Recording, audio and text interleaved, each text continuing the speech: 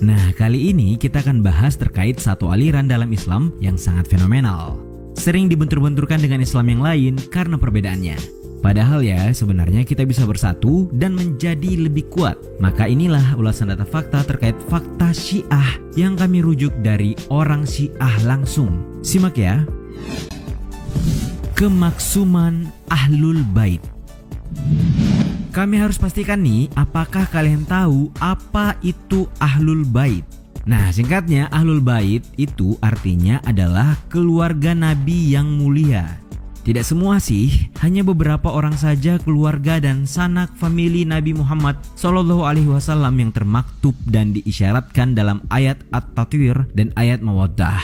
Mereka adalah Imam Ali, Sayyidah Fatimah Az-Zahra, Imam Hasan dan Imam Hussein, serta 9 imam maksum lainnya dari anak keturunan Imam Hussein alaihi salam.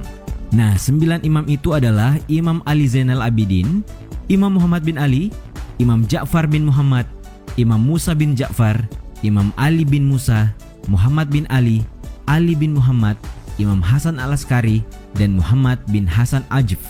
Muslim Syiah berkeyakinan kalau Ahlul Bait ini memiliki kedudukan yang maksum. Apa itu maksum? Nah, simpelnya maksum itu terjaga dari dosa. Mereka memiliki keunggulan yang lebih tinggi dari para sahabat dari sisi ketakwaan dan anugerah ilahi. Kecintaan kepada mereka merupakan hal wajib bagi setiap Muslim Syiah. Karena menurut ajaran Syiah, otoritas dan kepemimpinan kaum muslimin berada di tangan Ahlul Bait. Kaum muslimin harus bertumpu kepada Ahlul Bait dalam permasalahan-permasalahan agama dan menjadikan mereka sebagai tempat rujukan. Turbah. Banyak nih yang menyebut kalau orang Syiah itu menyembah patung. Ini karena orang Syiah kalau sholat harus memakai batu turbah. Nah, tapi apa ini benar? Dan apa sih turbah itu? Oke, orang Syiah tentu menolak kalau dibilang menyembah patung ya. Karena mereka berani bersaksi bahwa mereka juga bertauhid kepada Allah Subhanahu wa Ta'ala. Nah, kalau soal sholat pakai turbah itu benar, tapi tidak mesti. Turbah salat itu adalah kepingan batu atau tanah yang dicetak dari tanah Imam Hussein alaihissalam. Orang Syiah berkeyakinan menggunakan turbah merupakan sirah Nabi Muhammad SAW dan Ahlul Bait alaihissalam, di mana mereka sujud di atas tanah, batu, dan bumi. Kabarnya sih dalam fikih Syiah, sujud di atas tanah Karbala hukumnya sunnah. Dan itu sebaik-baik benda yang boleh atau sah dijadikan sebagai tempat sujud. Tapi ada juga larangan nih terkait penggunaan turbah ini oleh sebagian marja taklid Syiah.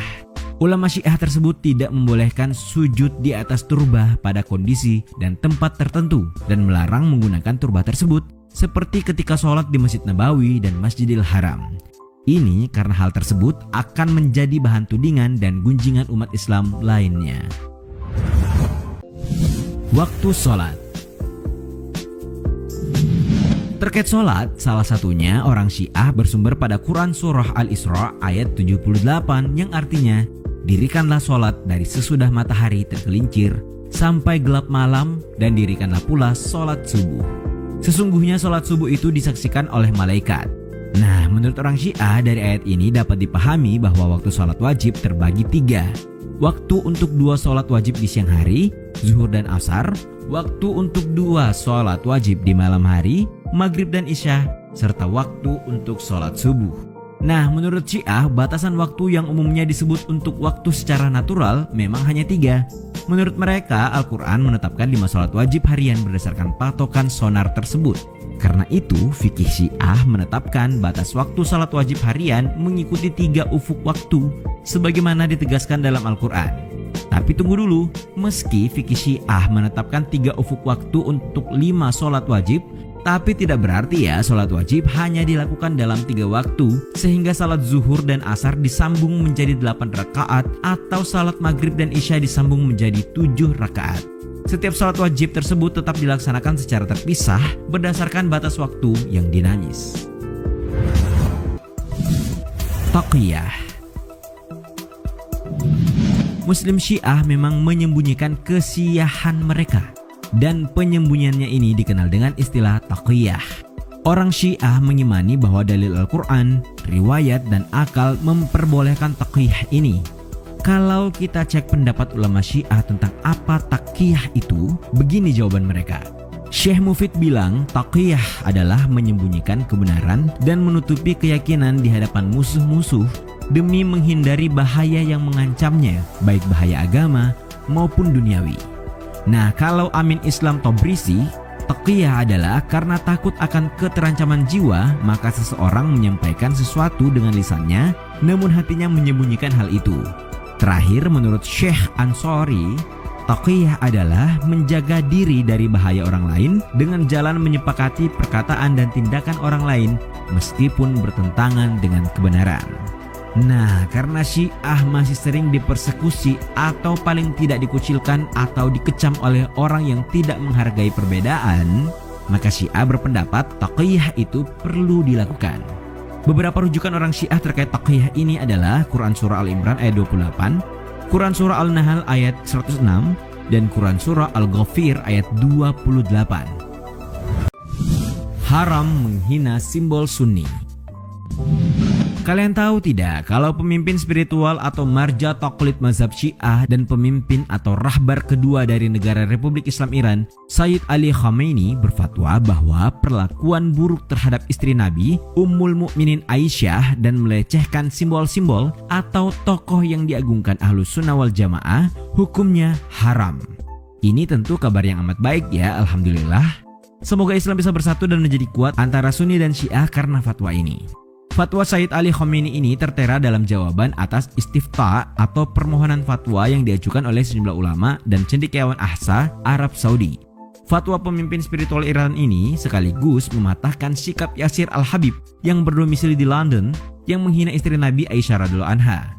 Para pemohon fatwa dalam istifta tersebut meminta pendapat atau fatwa atau pandangan Sayyid Khamenei terkait penghinaan yang dilakukan oleh Yasir Al-Habib. Maka dengan tegas Khamenei mengatakan demikian. Diharamkan melakukan penghinaan terhadap tokoh-tokoh yang diagungkan Ahlus Sunnah wal Jamaah, apalagi melontarkan tuduhan terhadap istri Nabi SAW dengan perkataan-perkataan yang menodai kehormatannya. Bahkan tindakan demikian haram dilakukan terhadap istri-istri para nabi, terutama penghulu mereka Rasul termulia.